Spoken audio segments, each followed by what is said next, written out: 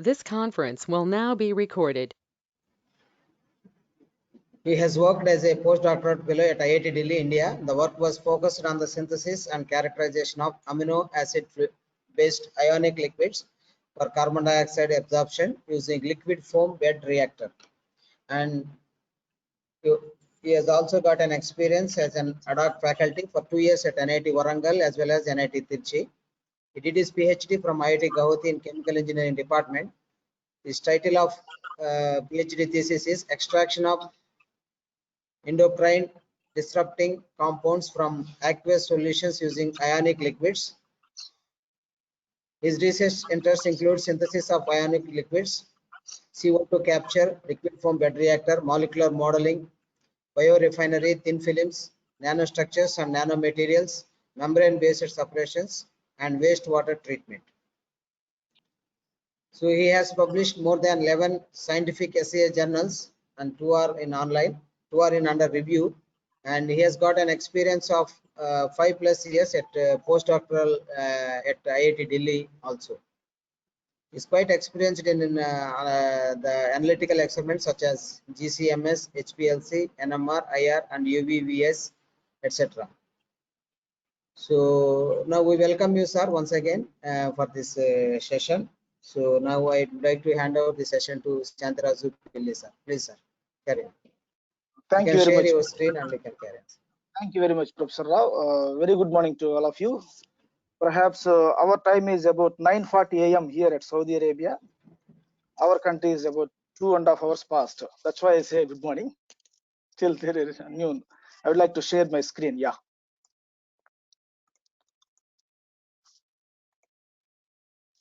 All of you able to see my screen, right? Yes, sir.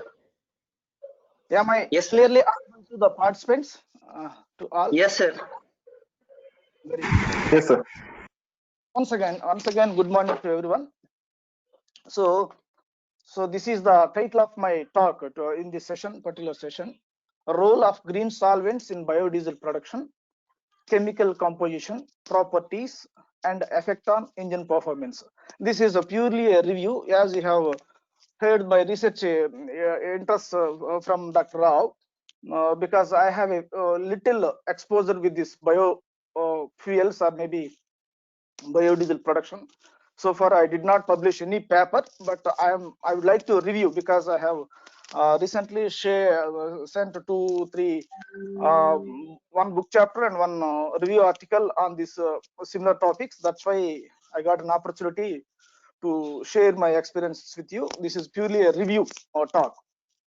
As per the present work concerned, I am working at Jazan University, Kingdom of Saudi Arabia, which we are very close to Yemen border. Yeah, and also I would like to thank AICT et al. And the host, Christian College of Engineering and Technology, the management and the coordinator and all the supporting staff for this wonderful opportunity, because this is like I feel it is like a privilege and great opportunity for me to share my views with you all in this morning. Okay, before going to the main talk, this is about present university where I work. Our university name is here you can see Jazan University. It is like a big university, like it is much bigger than our IITs, we can say, in terms of area and faculty strength as well as the students. You can see this is a new one. Still our research facilities are limited. However, we are trying to explore because it's a new upcoming university. Only 14 years is a teenage. This is our university budget, approximately $381 US billion dollars, million dollars. Sorry. Okay, our president, His Excellency Dr. Mary Hussein Al Katani. Our student strength is about 60,000. You can say it is a 3-4 IIT's strength, I can say. But it is not in the same place. We have within the province, we have a different campuses. We have our main campus located in about 5,000 plus acres. I live in Jazan city, but my workplace is about far away. I have to travel up and down 150 kilometers every day with car. That's about, this is a famous for dates and oil. We will come to know about some of our things also in this particular lecture or session whenever time comes. So we have about not 3,000, maybe it is close to 4,000 faculty. Saudis, mostly Indians are there, including Egyptians, Sudanese, Pakistanis, Bangladeshis, and even some Western country people also, particularly in English and other courses, specialized courses. That's all about our university. So this is the actual picture of the university main campus, and this is our administrative tower. You can see here. This is like a aerial view, and it is 18th floor building. Maybe this is the top in this region. It's a big campus. As I said, 5,000. So there will be almost negligible two-wheelers. All are like four-wheelers, cars and other heavy vehicles only we can find here. It's a big infrastructure. It is somewhat infrastructure fully equipped country, right? Yeah, these are the glimpse of the university where I work. I'm happy to share this one.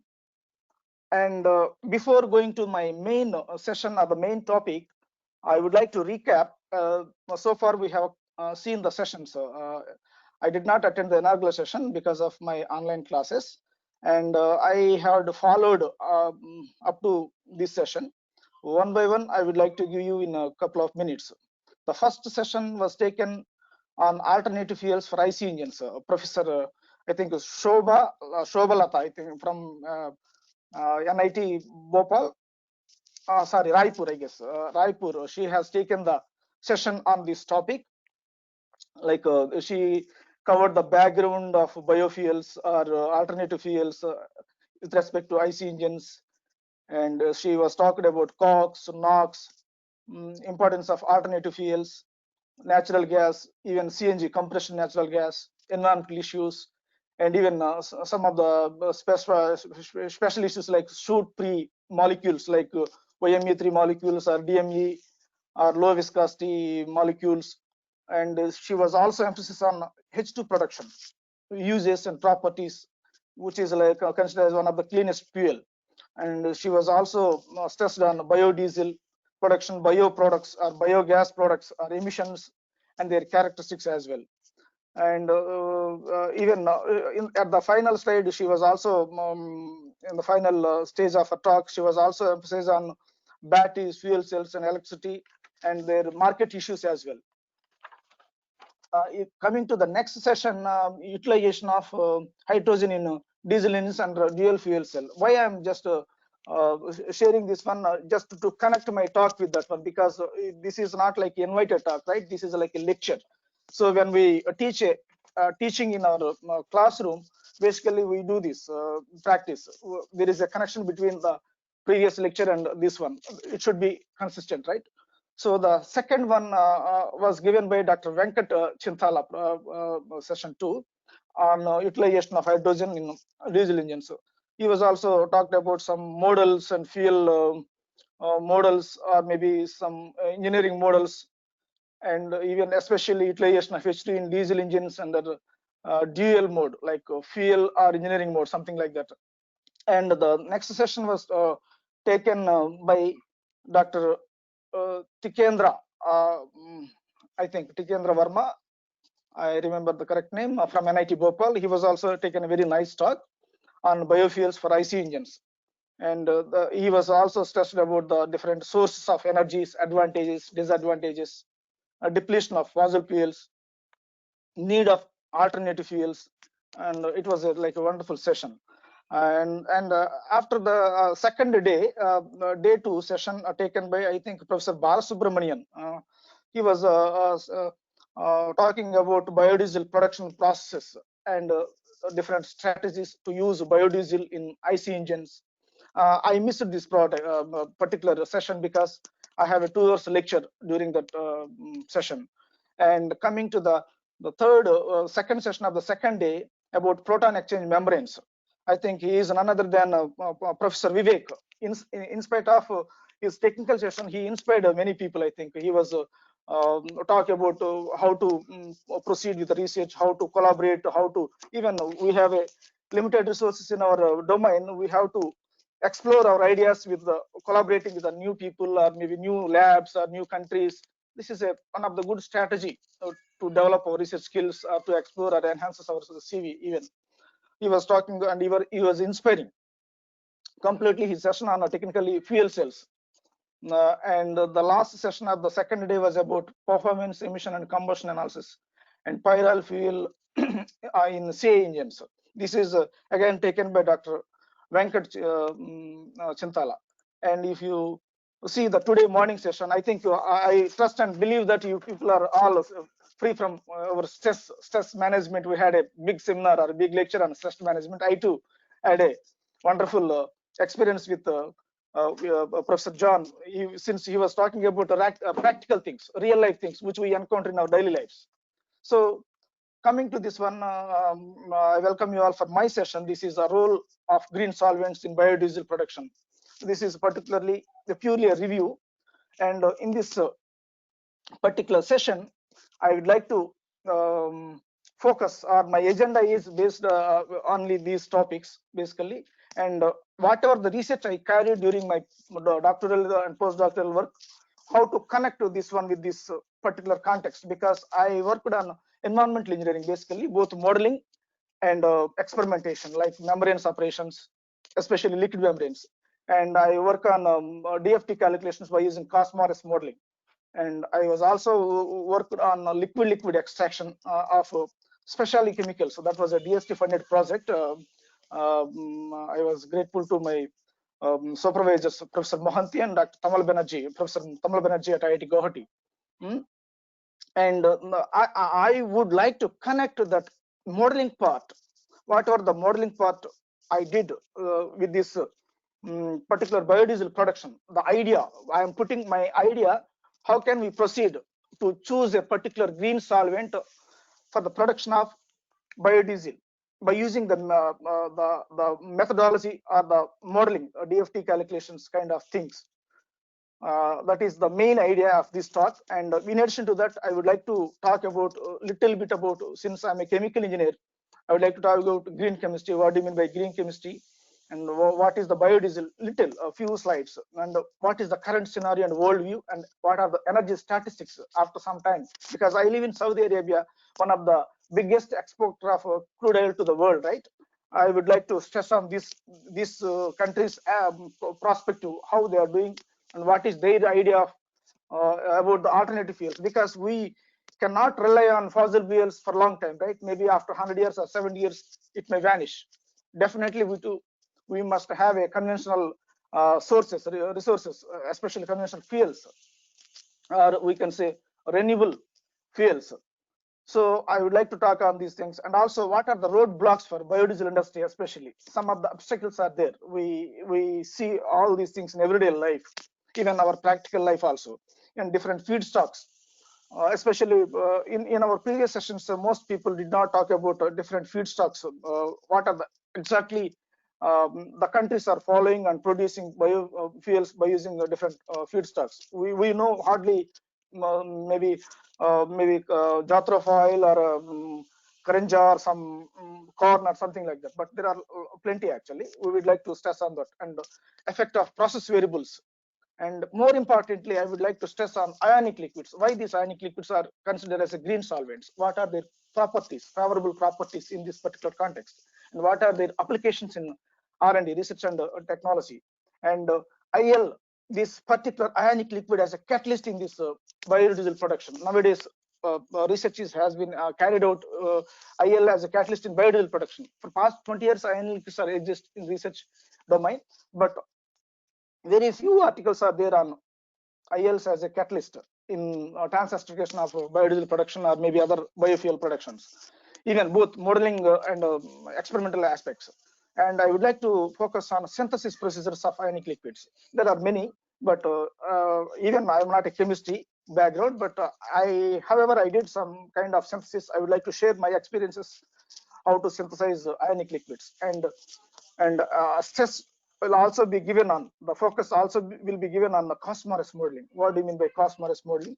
what are the applications in biofuels. I have searched for last a couple of weeks about this cosmos molding in biofuels. Hardly I did not get even a complete research article on this actually. Very few studies on by taking some data from the experimental work, and some little part was carried by using cosmos modeling for production of, or we can say the selection of different solvents for production of biofuels for acidification or trans-acidification. The effect of biodiesel on engine performance. I have a couple of slides on how this biodiesel production or produced biodiesel can give performance on engine, especially when we are talking about biodiesel or a fuel products. We must talk about C10 and octane number. When it comes to diesel, we have to talk about C10 number. When it comes to petroleum, we have to bother about the octane number, right? And that is very important on engine performance to smooth running as well as maybe knocking and all those things. Though it is a mechanical part, I would like to touch little bit. Maybe I may sometimes may go wrong interpretation. Please pardon me in case, because many seniors might be there. I'm just like a beginner in this research.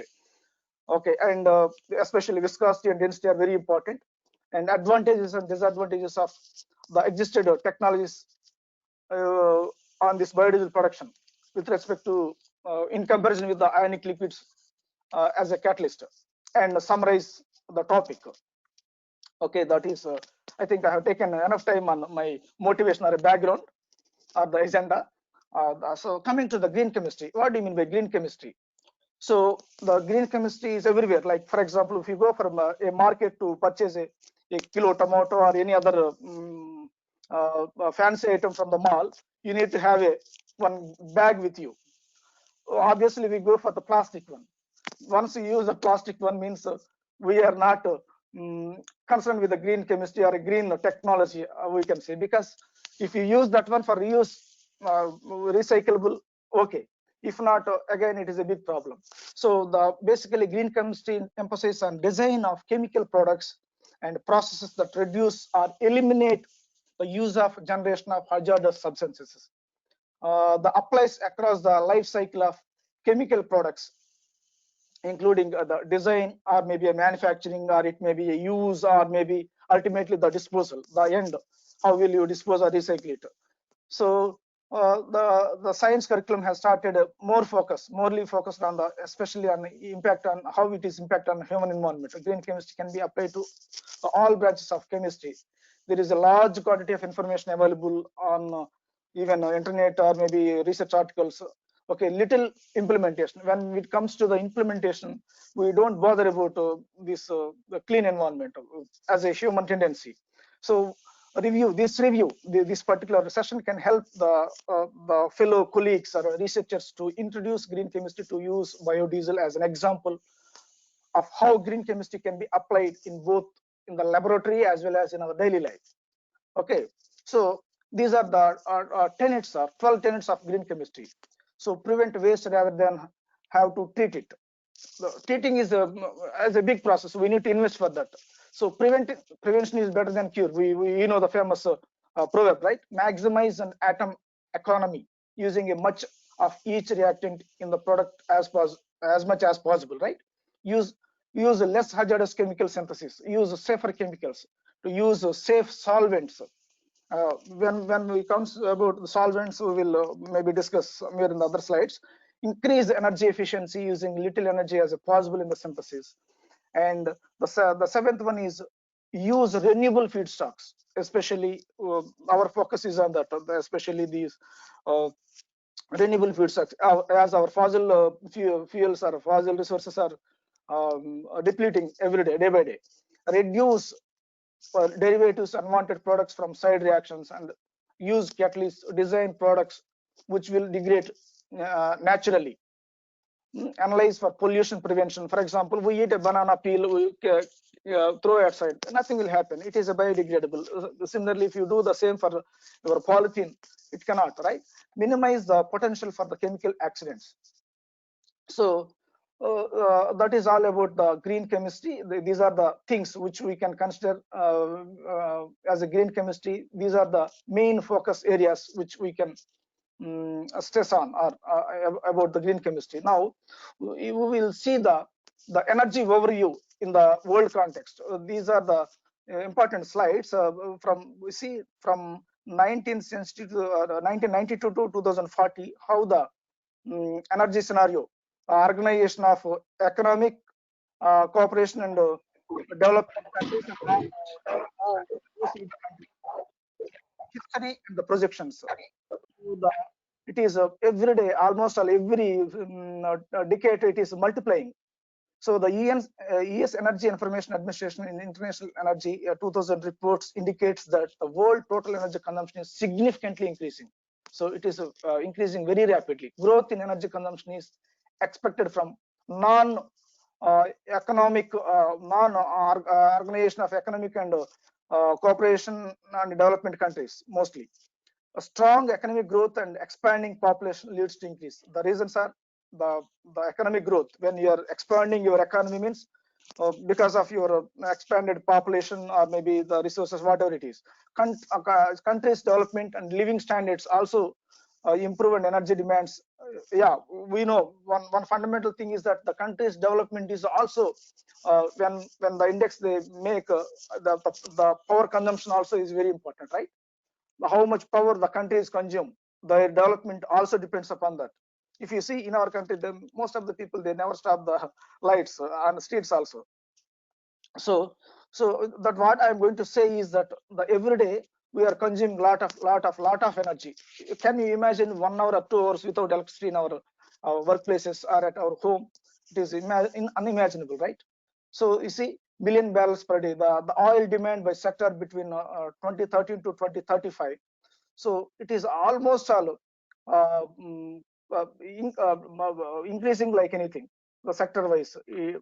So this indicates there is a more practical opportunity in working towards substituting conventional diesel fuels with biodiesel. So we can use this one as a directly or blending or many ways. We will see whenever we stress on that, so that attaining the required demand without causing a negative consequences to our environment. The more important is that we use the technology without damaging or without any consequence, putting or placing negative consequences on the environment.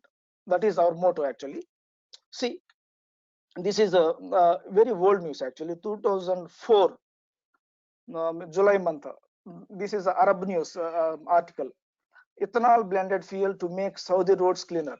See, such a rich country, such a oil reserved, vast of oil reserved country, also trying to switch their technologies to ethanol blended fuel. So they want to blend oils with the. So there is a need, because after 70, 80 years, what will happen? Nobody knows. Even technology people are saying that definitely these conventional fossil fuels will vanish. So these are some of the screenshots. Saudi Arabian investors to build 15 million US dollars, that is 45,000 ton biodiesel plant. This is a news of 2018, couple of years back. Saudi researchers are seeing glycerol waste promoting cleaner burning engines. So whenever there is a glycerol waste, that one can be used for promoting burning in engines as a cleaner fuel by processing it. And even Saudi researchers looking at methanol, DME, to ensure this is maybe dimethyl ether, to ensure the compatibility with future engines.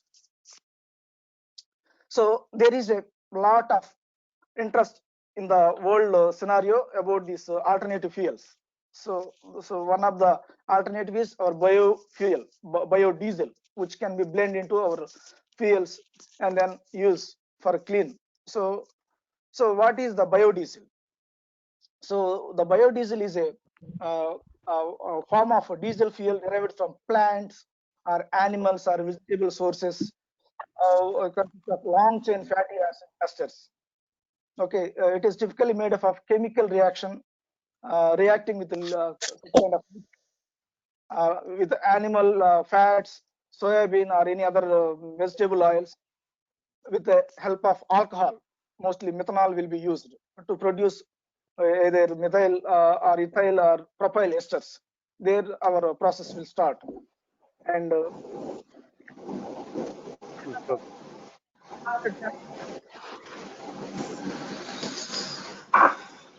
is there reduce the part as a regional development. Our country we have to sacrifice our food items like our soybean seeds, corn seeds, or other things to be used for this. This is a negative concept actually, and social structure and agriculture and security of supply. So if you see all these things, this is the use of renewable fuels such as biodiesel is contributing significantly to the carbon emission savings, especially in the transport sector, and which accounts for a quarter of total greenhouse emissions in the EU. I'm talking about EU, European Union. It reduced almost 35 million tons of carbon emissions in 2015 itself.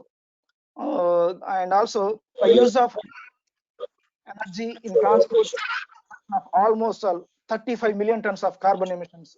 More precisely, we can say that the report says that majority of these savings were due to the use of biofuels as an alternative fuel, and biofuels currently release 35 to 50% less CO2 than the fossil fuels. I'm quoting again, 35 to 50% CO2 than fossil fuels, and reducing carbon emissions on average 50 to about 80%, more than 80% we can say, in comparison with fossil fuels. And even we can reduce our global warming. One millimeter of our ocean level increases means 1,000 people or lakhs of people may be in their troubles, maybe houses or crops or whatever it is. So we have to reduce even the earth temperature also. The global warming pollution created by biodiesel depends upon, of course, how we use the technology and how we made it, and especially and what we made from. That is important. You're coming to the other alternatives like you use nowadays. The technology is also focusing on waste cooking oils. For example, big restaurants and other hotels, they have a plenty of waste cooking oil. They are using this waste cooking oil for conversion of biofuels. So if you use or even conversion of waste material into the useful products, especially in biofuel production. If you do that one, we can reduce more than 80 to 90% of the conventional diesel fuel consumption we can reduce. And coming to the rural development, there is a lot of scope here. The potential for income generation, we can generate a lot of income for by to the farmers and women and their equipment and farming and other resources. So women benefit from energy access, adequate supply of markets, and other impacts are there. The impact of large-scale biofuels production on even small farmers also can make a profits, and even the communities in the rural backgrounds of financing investment in rural energy sector by from the government agencies. They can give some subsidies and grow all these crops and other things. Even the advancement of these biofuels can create a plenty of jobs for the R&D as well as even actual jobs. Rather than some people used to say, as I said, the security issues or food supply or food scarcity issues. So biodiesel actually enhances the food security by spurring additional supplies. When it comes to the economic impact, biodiesel supports nearly 64,000 US jobs and provides more than 2.1 billion US dollars annual household in US alone in 2019. This is the recent report. In US, they got on this particular area of interest 64,000 jobs and the revenue with a income of 2.1 million US dollars. And the regional economies like ethanol plants or some small scale plants for producing these things also we can plant in the rural areas, so that we can give an employment to the rural economies or increase the rural economies, and there is a potential contribution greatly to the rural development and increase the sustainability energy options to the rural communities, and especially the women empowerment. More in especially countries like India, our government policies are like more preference to the women's subsidies or maybe some kind of incentives to start up their things, right? And importance also very important. And even biodiesels, why lower emissions? Why the biodiesel is giving lower emissions? Because biodiesel is defined as monoalkyl esters of long chain fatty acid derived from vegetable oils and animal fats. Biodiesel highly biodegradable, as it has a minimal toxicity. We can say negligible, but when we use it is pure. But we have to use it as a blend mostly. It has a almost zero emissions of aromatic compounds, because if you take a crude oil or a petroleum product, it has a long chain and a big ring structured aromatic from C to C12, but it does not have like that. It has a simple chain structures and other chemical substances that are destructive to the that cannot destruct to the environment. So that is the another important.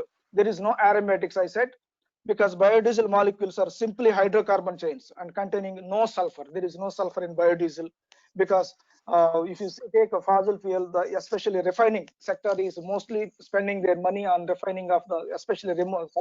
Of course, we all know that it is a fundamental fact that crude oil contains a lot of impurities. Like it has a lot of water, it has a lot of salts, it has a lot of sulfur, it has a lot of mud and other impurities. The purity is important to get more and more clean fuel, right? For that, we have to go for so many stages of fractions of distillation. That is called fractional distillation and other stages, FCC, CCU. All these are all chemical engineering background topics. Okay, and more importantly, the lubricity also very important. The biodiesel fuel produces no sulfur, less carbon monoxide, less particulate matter, less smoke and hydrocarbon emissions, and more of oxygen. It contains more of oxygen, because as the study says that oxygenated fuel, the biodiesel, which is like oxygenated fuel, we can say, which contains 10 to 15% oxygen by weight. This fact leads to biodiesel to the total combustion, so that there will be no soot or no ash from the your exhaust stacks. So that is the one of the advantage of this biodiesel production. And if you go to the importance of biodiesel, it is like environment friendly, clean burning, renewable fuel, and no engine modification is required. Increase in engine life also. Biodegradable and non-toxic, easy to handle and store. This is very important. It produces very pure, very little pollutants. When we NOx, there is negligible NOx, nitrogen oxides, and particulate matter less than 10%. Carbon monoxide.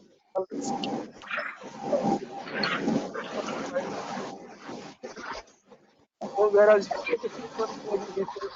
go further. I think the previous talks we have seen all these statistics.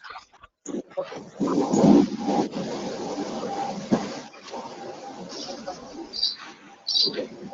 Biodiesel,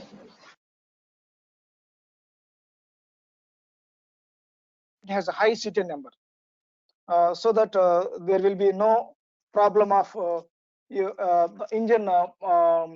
This one, this CTN number is very important when we talk about engine. This one, it represents the speed of your vehicle based on your CTN and the life of your engine. It also very important, and burns fully, has no sulfur, no aromatics. I think repeated slides, these are all. So you see petrol diesel CO2 cycle.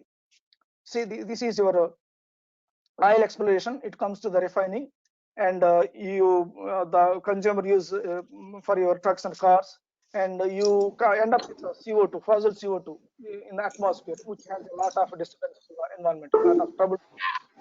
And you see the biodiesel cycle. It is purely from your renewable resources, that is from your plants. It will go to the processing, remaining you go for the biodiesel production. There you may get as a byproduction glycerin as a byproduct, and you will utilize application, and then the CO2 will be used because fossil CO2 released and no global warming. And there are some roadblocks. What are the blocks for this industry, especially the feedstock scarcity, especially food and fuel controversy? As I said, some people, if you use this one, food scarcity, there is no such initial enthusiasm coming down, and the problem with the interest. People have to, okay, this is like a biology, no mechanical can work or no chemical can work. It's not like that. Enthusiasm is very important. And non-edible oil production not increasing nowadays, because we have to cultivate that one, because whatever the surplus we have, that is feedstock is like our edible. So if you encourage more of non-edible seeds or crops, we can increase this production. And effluent based traditional technologies for high free fatty oils, and pricing of biodiesel also not attractive. That is another reason, because when there is a less product, there will be a lot of price, means more price. So that is another obstacle. And algal oil, this is like from algae, the people are now trying to build a refinery. There are some existing countries like Germany, and this is the long term coming to the actual application. And this is the, the, the slide, important slide. As I mentioned, the algae here, I am going to give you, this is our recent book chapter in Trial and Francis. It is in under editing stage actually. We are working on a bio refinery in the especially algal derivatives for the production of pharmaceutical compounds like antioxidants, antifungal, anti-cancer agents. And from that, I have taken one slide. This is where you have plenty of algae, thousand types of species are there.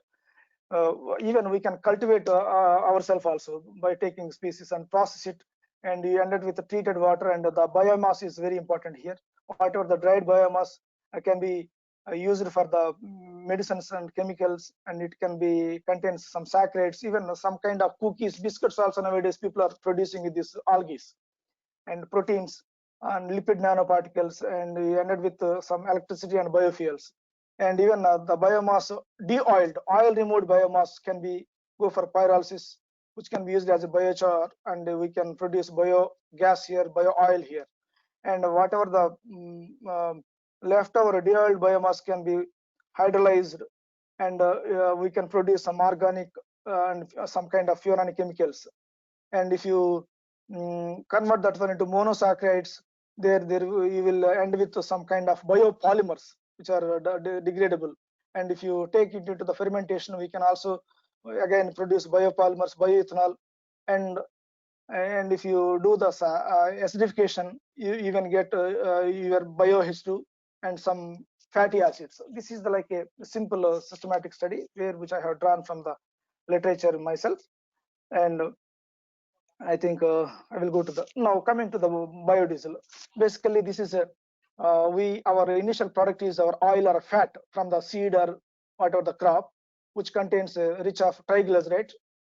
When we mix with methanol in presence of either acid or base, we will end up with biodiesel and glycerol as a byproduct. We can do this one by trans-esterification and esterification. There is a difference is there. Esterification is any reaction typically between a fatty acid and alcohol that result in production of ester, while trans-esterification is the reaction of ester with alcohol in order to replace the alkyl group, which is used in the synthesis of polyesters and even in the production of biodiesel. Okay, if you see, there are different biodiesel production process are there by using trans-esterification reaction, right?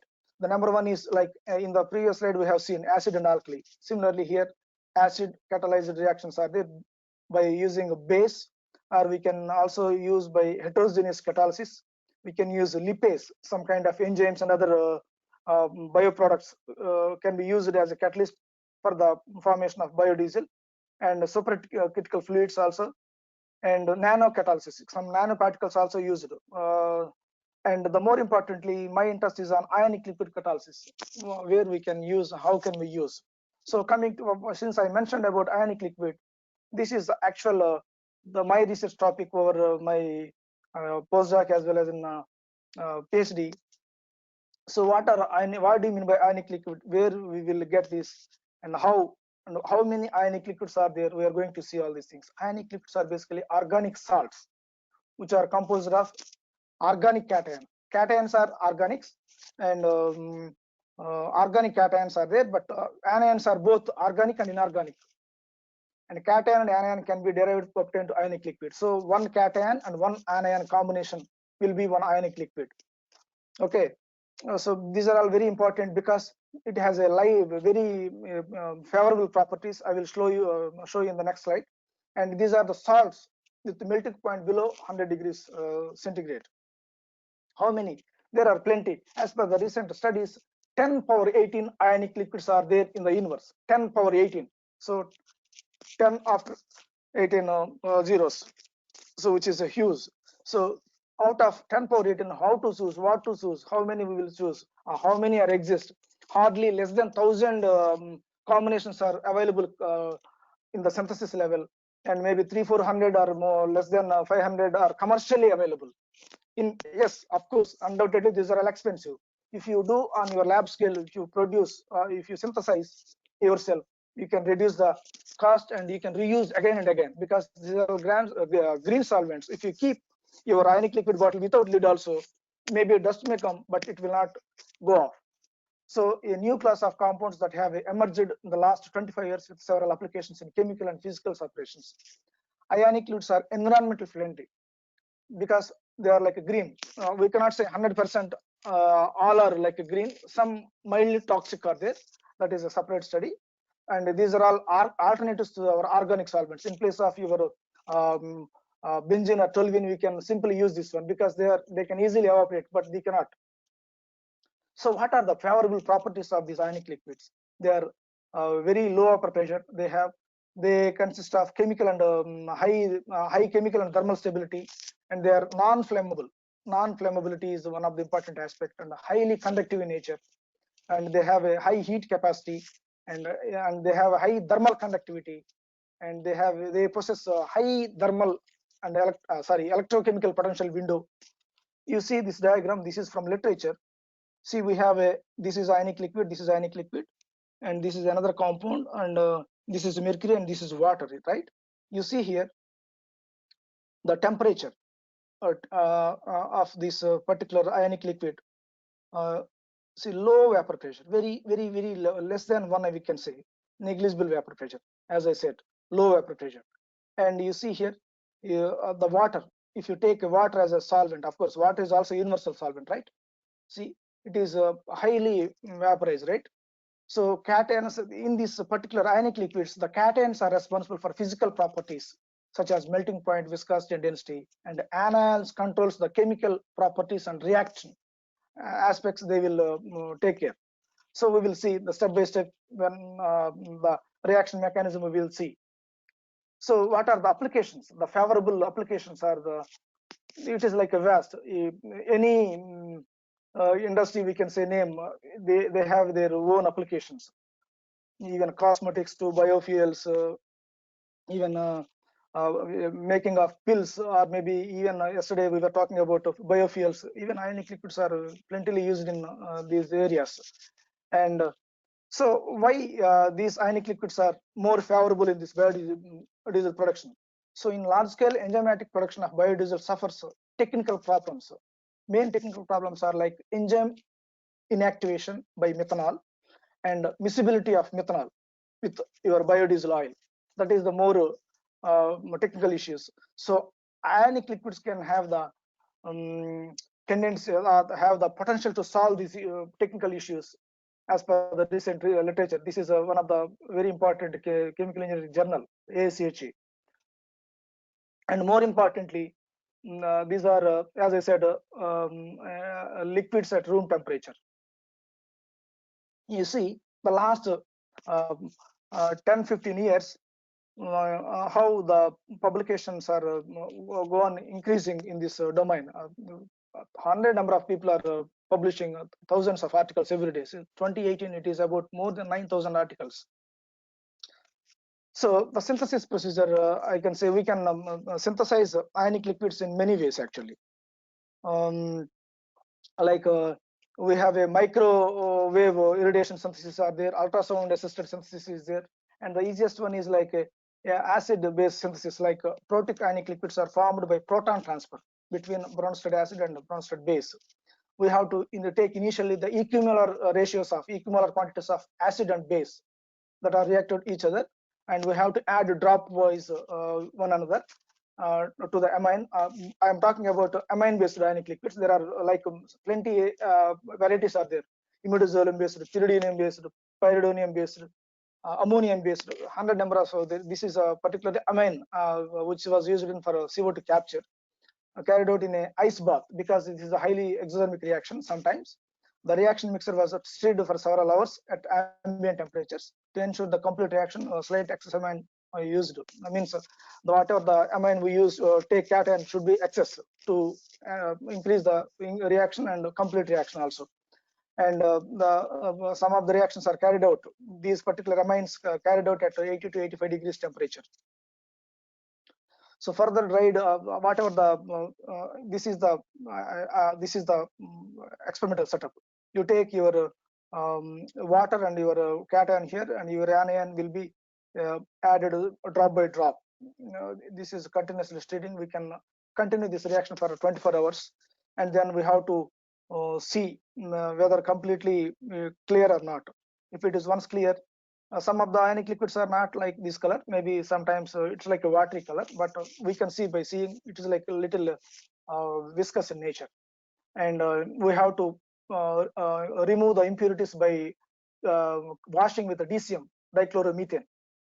So this is the procedure, dried 80 to 85 under vacuum conditions, because we used to keep in vacuum oven whatever the processed ionic liquid. If any impurities are there, they may go evaporate. The residue was extracted with the diethyl ether, DCM, or dichloromethane.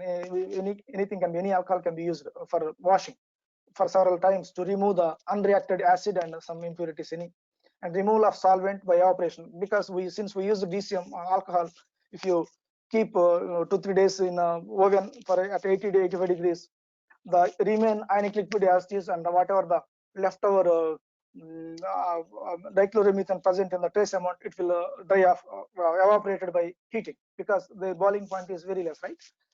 The alcohols. We can for confirmation we can go for different characterizations, like we can go for infrared spectroscopy or NMR spectroscopy, or maybe we can go for even Raman spectroscopy. There are plenty of characterization techniques are there. So the synthesis was carried out without any solvent, because we did not use any solvent. Now just cation and anion with water, just water. In case the cation and anion combinations are solid, means we have to increase the enhance the reaction, we have to add some phase change. That's why we used to use water, and then in the evaporation time we can remove. Even when we separate with the separating funnel, whatever the water and other impurities will go separate, because ionic liquids are not miscible with water. They are completely hydrophobic in nature. Very few ionic liquids are what do you say, hydrophilic in nature. And these are the combinations of different cations. Examples: for example, if I take 1-ethyl 3-methyl imidazolium as a cation, we can react with this many cations. So we can end up with, let us say, 1 into 29. So with this 1-ethyl 3-methyl imidazolium, with these anions we can make 29 ionic liquids. Let us say we have 27 and into 29, this many ionic liquids we can make, because one anion and one cation, one anion, one cation and one anion, like multiplication. So like that we can do a number of combinations. If you have both combinations of anion and cations, these are the examples. If you combine this one with this one, that will be your complete ionic liquid, the cation plus anion. So coming to the Cosmos modeling. Now, as I said in the beginning slide, there are 10 power 18 ionic liquids are there. So what to choose, how to choose? Now we have to focus on how many are commercialized, how many are synthesized. That data we have to have, and then we can screen it, because we are talking about modeling. Cosmorus modeling, let us come by step. Cosmorus modeling is conducted like screening model for real solvents. This is a kind of DFT kind of study. It is a quantum chemistry based equilibrium thermodynamics method for predicting chemical potential. This is one of the important mass transfer driving force, right?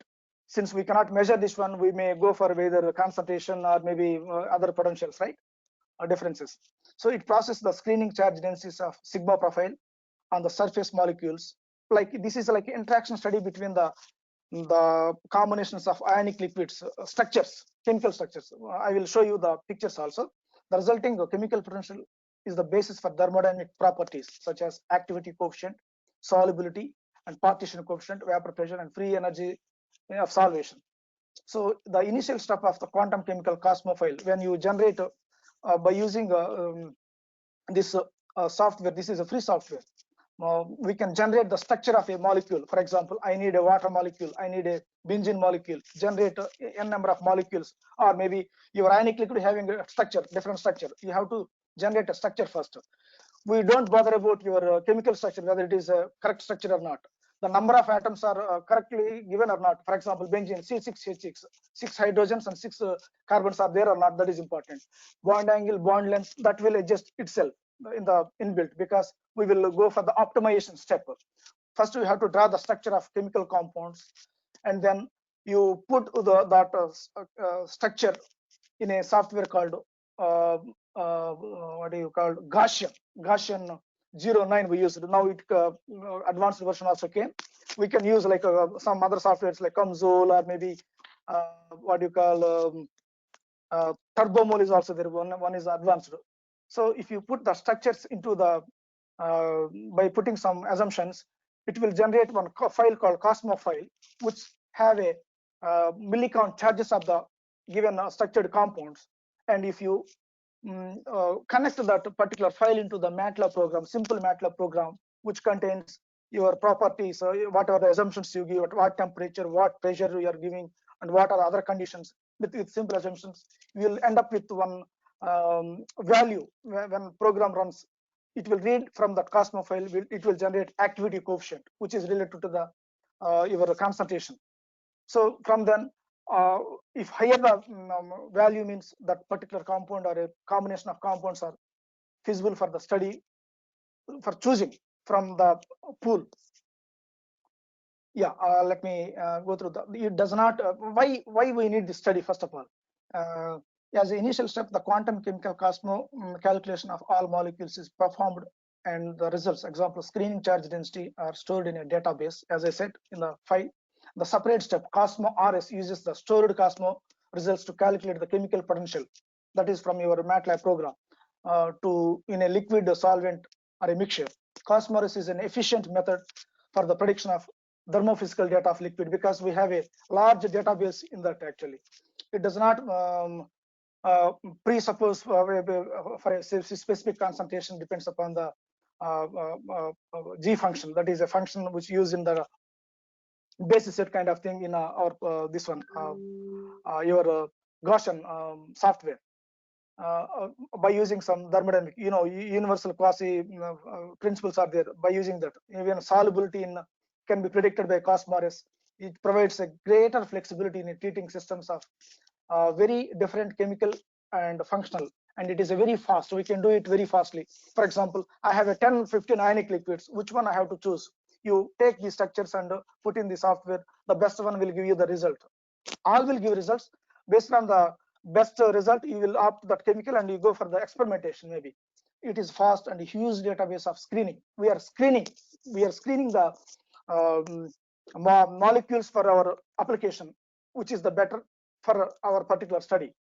Care must be taking in formulating the model to ensure that all the thermodynamic boundary conditions are met. As I said, we have to give some assumptions, and as I said, the Molden is the freeware which we use for the initial structure drawn, and Gaussian 3 for the generating your Cosmo file, and that Cosmo file put in one folder which connected to the MATLAB program by one simple command. It will read your maybe ambient temperature you need, or maybe higher temperature or lower temperature, or ambient pressure. You have to give those parameters in the program.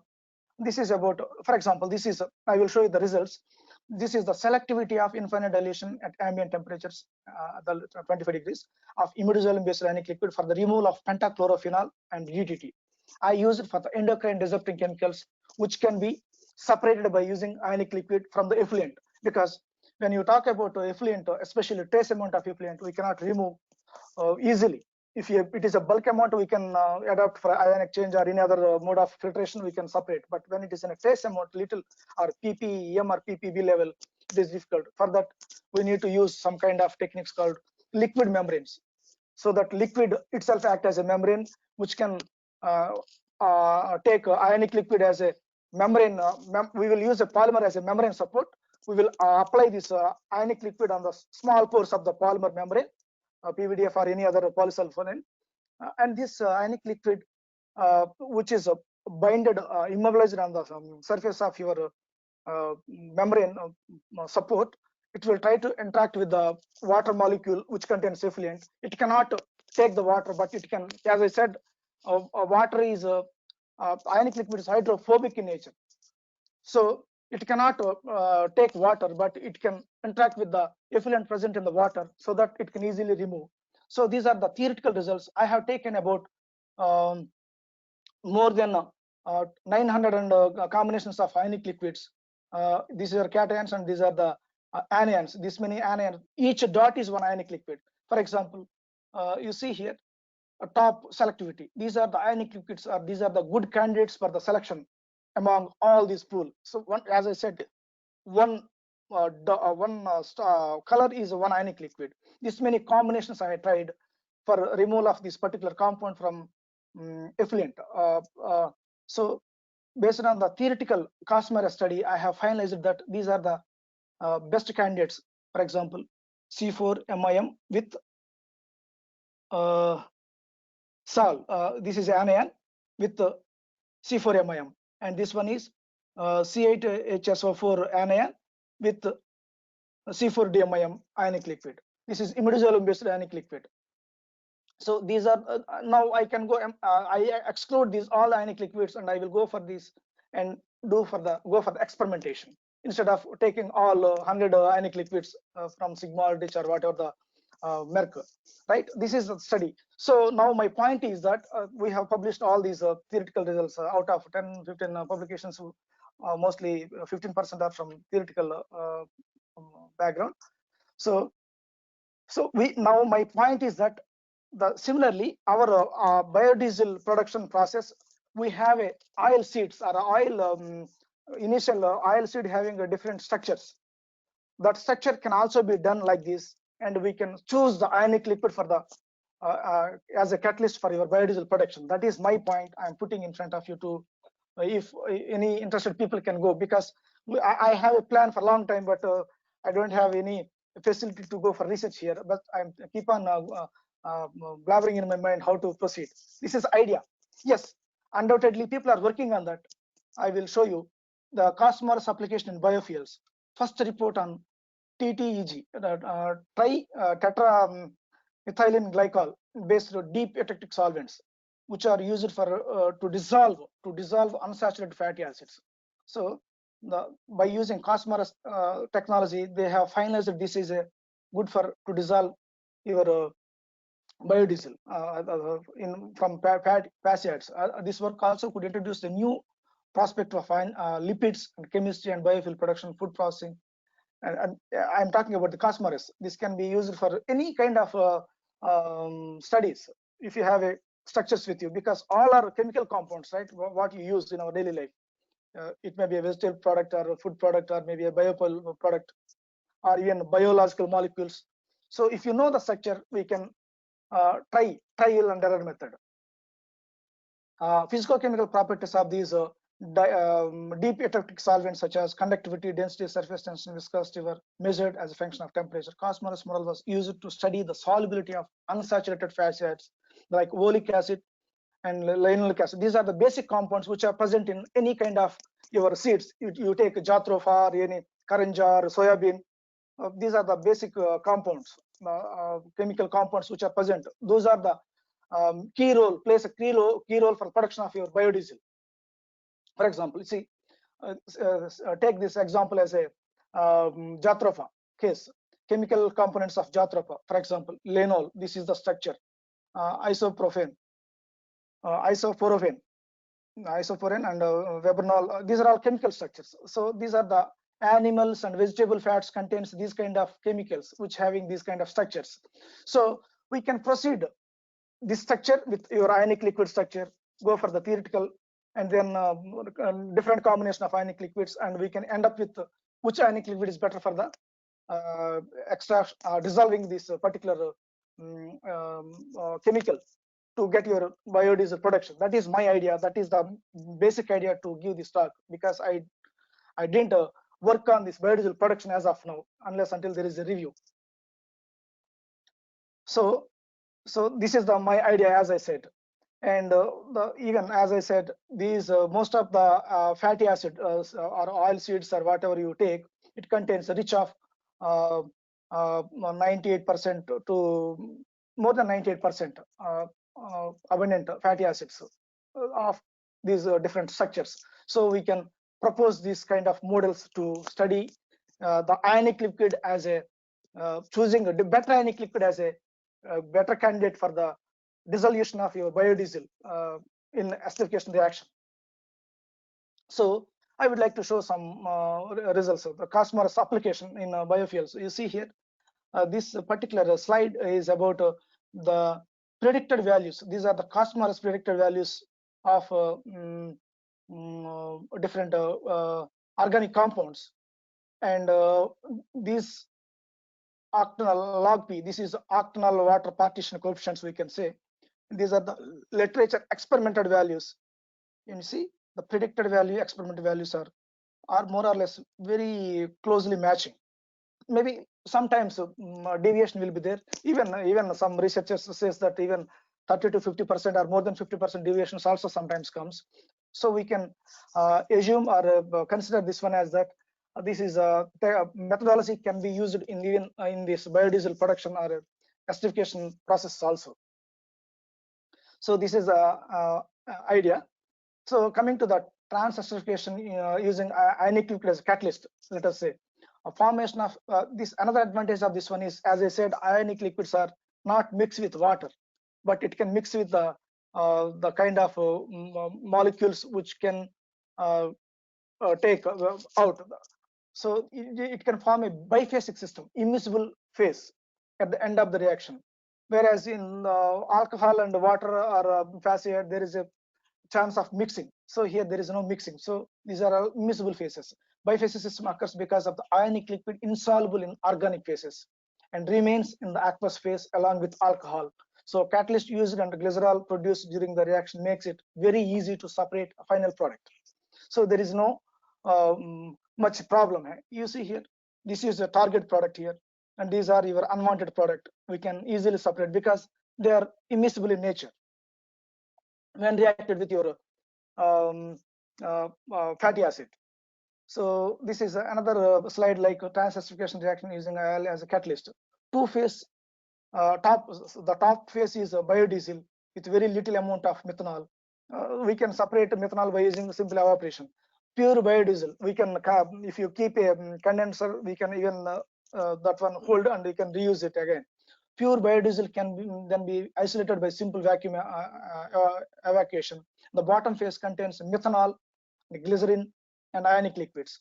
And bottom phase can be rinsed with water for 3 to 4 times or cycles by distillation or by other separation technique. Glycerol with high purity you will get. And pure ionic liquid behind, because glycerol can mix with water and then but not with ionic liquid. Pure ionic liquid behind for further direct use for the next reaction. So these are all, that's why I call this one as a green solvents, reusable. So Dr. Rao, how much time do I have? Can you prompt me? Am I going late? Because I know listening is a difficult task. once we become a teacher. Dr. Rao, hello? Hello, Dr. Rao? Okay, let me continue. So this is the step, effect of ionic liquid on trans-esterification reaction. So I will try to guide you with the 5 steps. Let us say this is your ionic liquid and this is your ester. As it takes proton, hydrogen ion from the ionic liquid, the proton becomes attached to one of the lone pair of oxygen, which is double bonded to the carbon. So in the next step, what will happen? The positive charge of the carbon atom is attacked by one of the lone pairs on the oxygen. And there is a, we know the basic organic chemistry, oxygen of the alcohol molecule. Then this will go into the next step. To proton gets transferred from one of the oxygen atom to the other. So this will become a water molecule here. So the molecule of water is lost from the ion, and it will become like this. So you will end up with the hydrogen is removed from the oxygen by reaction with the Il ion, which was formed in the first step. So this is the basic reaction mechanism, which I have taken from this recently published paper. Okay, you see different feedstocks like soybean is there, cottonseed oil is there, rapeseed oil is there.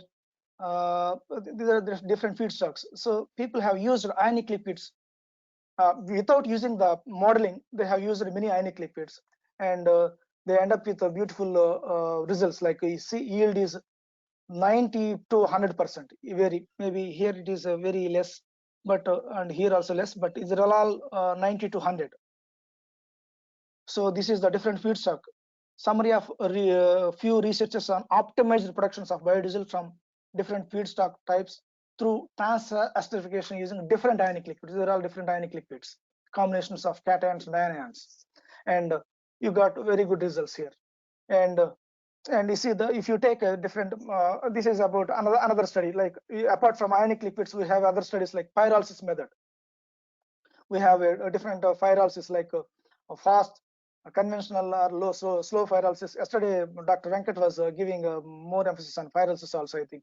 Conventional slow pyrolysis, fast pyrolysis, and ultra fast or else flash pyrolysis in a very quick manner, in a fraction of seconds. So what makes difference is here, the optimum, the average temperature is here 400 to 600 basically, but whereas in ultra fast, the high temperatures, the residence time is very fast. Here in the first step, it is 5 hours to 30 minutes. Sorry, 5 to 30 minutes long, and it is short of 0.5 to 2 seconds, and here it is less than 0.5 second. See, and the heating rate is also here low, and here high.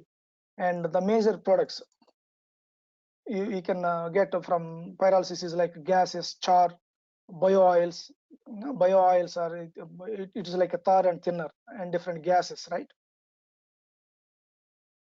So this is another study, as I said, in the different trans-esterification reactions. Like this is acid-based acid catalyzed trans-esterification reaction with the different feedstocks like mixed oil, soybean oil, canola oil, corn oil.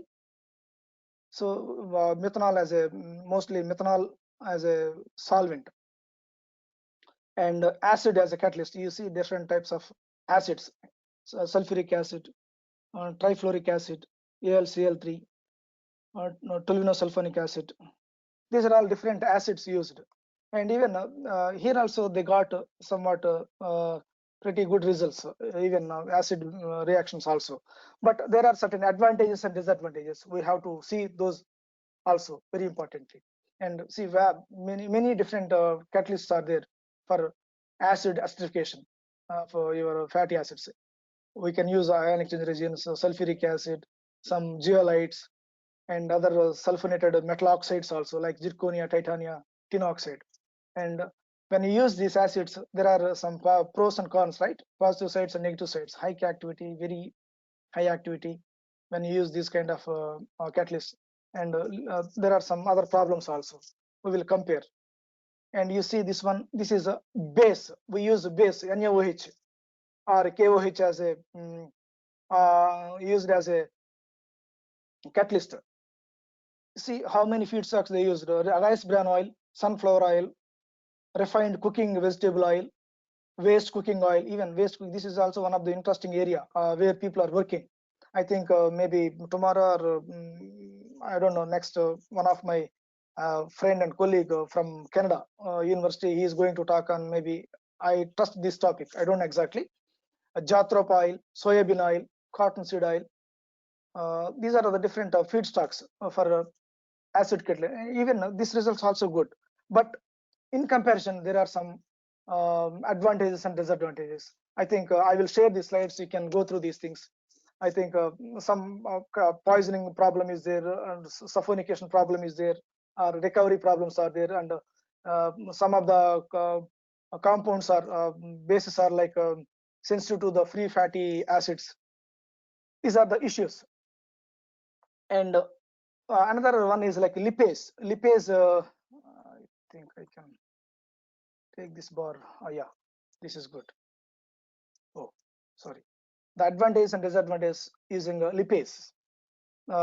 So even by using lipase means by using some biocompatible biological compounds, biodegradable and environmental acceptable, possibility of regeneration and reuse of, and some disadvantages like loss of some initial activity due to volume of oil molecule, number of support enzymes is not uniform, because it is like completely biological. We have to keep on adding some kind of enzymes, and to purchase these enzymes and other things, you have to spend a lot of money. So cost effective, more expensive.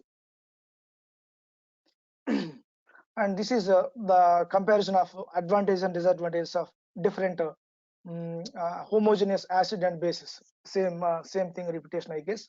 And this is the very important ionic liquid catalyzed transesterification reaction. These are the feedstocks. Advantage: it is easy to separate final product due to formation of biphasic, because two phases are there, very easily we can separate without any trouble. And we can for other thing, now we have to use a lot of heat, which is more consuming of money, right? In when you talk about large scale, that's why steam is very important. Efficient and time saving. While preparing catalyst, their properties can design to suit per particular need. Catalyst can be easily separated and reused many times, reusable. And high catalytic activity. And some other disadvantages like cost of ionic liquid, because this is like a new kind of study. So there are a scarcity of ionic liquid, not plenty available. If you available plenty, the cost may reduce. If you prepare in lab scale by using synthesis, you can reduce the cost and requires relatively more alcohol for effective yield. So when you use in acidification, another disadvantage is we need to use some methanol or some other alcohols to be used more excessively than acid and base. So more or less acid and base having some impurities like acid base traces maybe, but here these are all completely green. They are not harmful much. So coming to the I will coming to the almost all end, the engine performance and viscosity and density. So viscosity of the biodiesel is an important factor in performance of fuel in engine, but low and high viscosities can have a great negative effect. Low viscosity of liquid do not provide sufficient lubrication, because it has to have a sufficient lubrication for the precision of fit of fuel, right, from your engine to the injector, injection pump, fuel injection pump, which results in leakage or maybe increase in frictional wear. High viscosity fuel liquids leads to the formation of large droplets on injection. So if you more, that's why you see when we kick your accelerator without running, you get more of smoke, because we are giving more oil that forms a poor combustion and increased exhaust emissions. So this is another area we can. And you see the durability of biodiesel and its engine blends. You see 20% rice bran oil.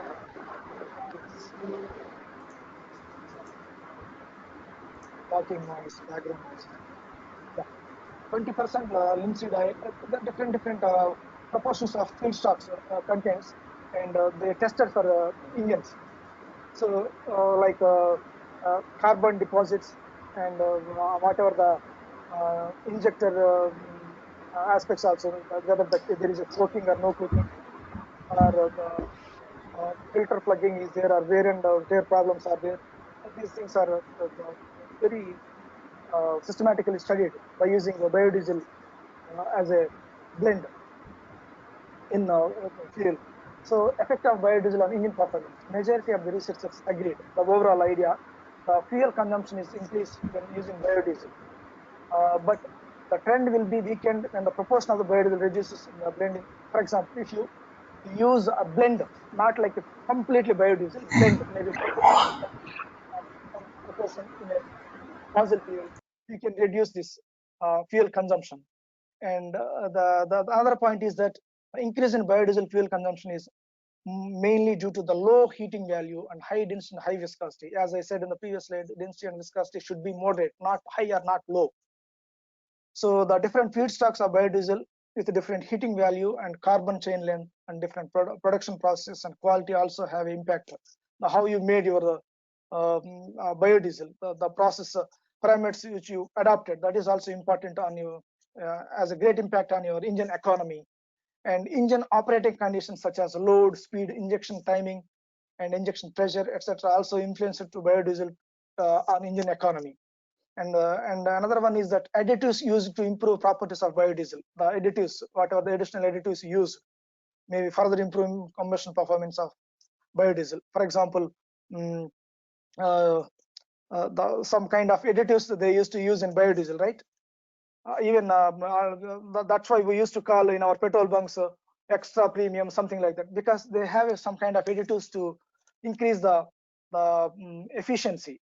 Of course, price also will बढ़ जाएगा, the increase. So these are the graphs which shows the viscosity and the density of the biodiesel. Density of biodiesel as a function of modification of ionic liquid by means by metal chloride. And here the biodiesel function and modification of ionic liquid by metal chloride. This is the viscosity side and this is the density side. It should not be too high or it should not be too low. It should be moderate, because viscosity and density are very important for a better lubrication. And in summary, I can say that this review can help to introduce the green chemistry or green solvent to use in biodiesel as an example how green chemistry can apply in both laboratory level and daily life. And ionic liquid, IL means ILs, ionic liquids catalyzed transesterification can enable easy separation of final products due to the immiscibility, the biphasic system, reducing process cost and efficient. And high yield also can be achieved, because when compared with acid or base or other models, so this also about 90 to 100%, and it is a time saving. And having high catalytic activity and excellent stability, and can also be easily separated and reused. The main important is that reusability, so that our cost can be reduced. However, it requires relatively more alcohol. That is another negative aspect. For that, more and more work to be done on this domain or area of research. And the ionic liquids are little expensive. Increase in biodiesel fuel consumption is mainly due to low heating value and high density and high viscosity. But both low and high viscosity can have a negative effect on engines. It should be like moderate. And the COSMOS modeling, the modeling part which I have illustrated or described here, will help to study the solubility of unsaturated fatty acids, and for easy selection, and even for choosing your solvent, better solvent out of 100 number of ionic liquids, which can be the better one for your transesterification by using ionic liquid. So I will end up here. Thank you all, and thanks to the AICT and the host college, the CCET, for giving me the opportunity. And stay safe and stay home. Thank you all. Over to coordinator, the host. Thank you all. Thank you. Thank you, sir. Thank you, Shantiraj sir. Thank you very much. Welcome, sir. So I request participants to please ask the questions. Please. If you have any queries, please.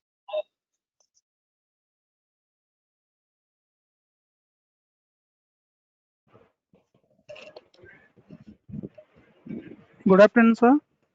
Very good afternoon, sir. Professor, tell me. Uh, Sir, this is Amar Das from Bhubaneswar, Gift Engineering College.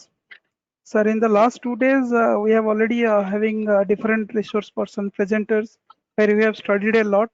And even, sir, your presentation is very informative. Sir, I am Thank you. working in the field of renewable energy and alternative fuels, sir. Sir, actually, sir, am I audible? Yes, you are clearly audible, sir. Professor, go ahead. Okay, sir. So, yes, sir. Sir, in the last 2 days, we have already learned different methodology, how to improve the combustions, how to reduce the emissions. Sir, actually, the problem is related to biodiesel, what I learned, sir. Actually, even I have asked the questions. Sir, actually, the technical feasibility is one point. Another is about from the government or different types of promotional schemes. Actually, if you want to set up a, particularly I am talking about sir Odisha, sir. I belong to Odisha. If you want to just set up a biodiesel plant here, so there is a lot of legislative restrictions. Sir, actually the technical feasibility, we are the researchers, we can go ahead with a lot of things, a lot of research input. But the thing is that whenever you want to make it in scalable form, so there are so many issues, sir. Sir, my question is, sir, can you focus some lights because you belong to, sir, outside side, you have already involved in so many things, sir. So can you just give us some information so that if we put on our effort on a particular invention or any type of research work, whenever you want to make it in scalable forms, what sort of agencies are there, sir, whom we are getting such type of granted or like that, so that actually successfully we can implement our research works. Definitely, definitely. We will keep in touch. Dr. Rao will help us to contact, no problem. My email ID and WhatsApp number is. We will try because, to be frankly speaking, compared to you, I do not have much expertise at this domain because I just learn myself by putting my effort. Because this is not my PhD topic nor my postdoc work. Just self-interest, I studied and reviewed, and that's it. Thank you. Anyway, that is a good idea actually. What you pointed out. Thank you, Professor. Okay, sir.